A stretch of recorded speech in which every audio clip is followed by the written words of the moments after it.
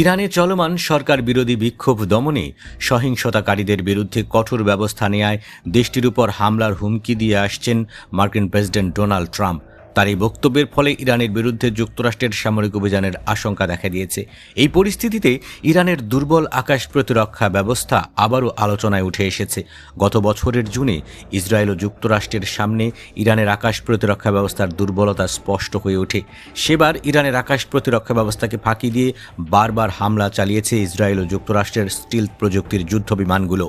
সেই অভিজ্ঞতার পরও ইরানের আকাশ প্রতিরক্ষা ব্যবস্থা কতটা কার্যকর তা নিয়ে প্রশ্ন থেকেই যাচ্ছে।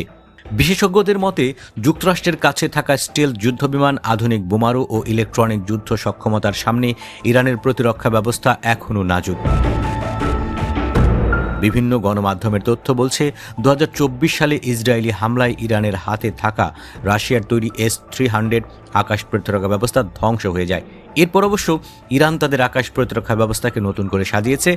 বর্তমানে তারা রাশিয়ার তৈরি উন্নত S-400 এবং নিজেদের তৈরি বাভার 373 এর উপর নির্ভর করছে। ড্রোন মোকাবিলায় এসব ব্যবস্থা বেশ কার্যকর হলেও রাডার ফাঁকি দিতে সক্ষম মার্কিন স্টিলথ প্রযুক্তি এবং সমন্বিত আক্রমণের মুখে এগুলি কতটা টিকবে তা নিয়ে বড় প্রশ্ন রয়েছে। মার্কিন বিমান বাহিনীর কাছে রয়েছে বিশ্বের সবচেয়ে আধুনিক স্টিলথ যুদ্ধবিমান বহর। এর মধ্যে B-2 স্পিরিট এবং 2025-26 সালে যুক্ত হওয়া নতুন B-21 রাইডার বিমান অন্যতম। এগুলো শত্রুর রাডারকে অকেজো করে অনেক গভীরে ঢুকে হামলা চালাতে পারে।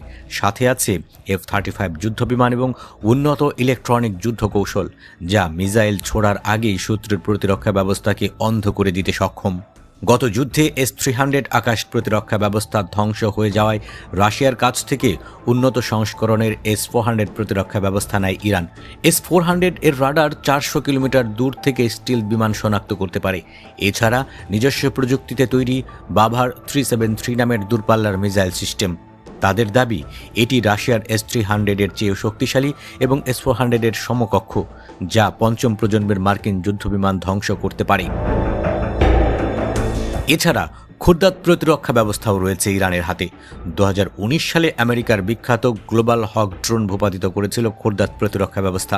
তাছাড়া ইরানের রয়েছে 9D সিস্টেম। এগুলো কম উচ্চতায় উড়ে আসা ক্রুজ মিসাইল এবং ড্রোন ঠেকাতে ব্যবহৃত হয়। তবে বিশেষজ্ঞদের মতে ইরানের প্রতিরক্ষা ব্যবস্থার সবচেয়ে বড় দুর্বলতা হলো তাদের বিভিন্ন সিস্টেমের মধ্যে সমন্বয়ের অভাব। রুশ প্রযুক্তির সাথে নিজেদের তৈরি প্রযুক্তির রাডার ও কমান্ড সেন্টারের সঠিক সংযোগ ঘটানো বেশ কঠিন। এছাড়া মার্কিন ইলেকট্রনিক যুদ্ধের মাধ্যমে এই সিস্টেমগুলোর সংযোগ বিচ্ছিন্ন করে দেওয়া সম্ভব। সমর বিশেষজ্ঞরা বলছেন ইরানের হাতে উন্নত প্রযুক্তির আকাশ প্রতিরক্ষা ব্যবস্থা থাকা সত্ত্বেও ইরানের পক্ষে যুক্তরাষ্ট্রের পূর্ণমাত্রার আক্রমণ ঠেকানো প্রায় অসম্ভব। 2024 সালের মার্কিন হামলা প্রমাণ করেছে যে নিখুঁত মিসাইল ও জ্যামিং কৌশলের মাধ্যমে ইরানের এই বিশাল নেটওয়ার্ক গুড়িয়ে দেওয়া সম্ভব। মার্কিন স্টিলথ বোমারু বিমানের বহর এবং ঝাঁকে ঝাঁকে ডিকয় ব্যবহার করলে ইরানের প্রতিরক্ষা ব্যবস্থা খুব দ্রুতই অকেজো হয়ে পড়ার সম্ভাবনা রয়েছে।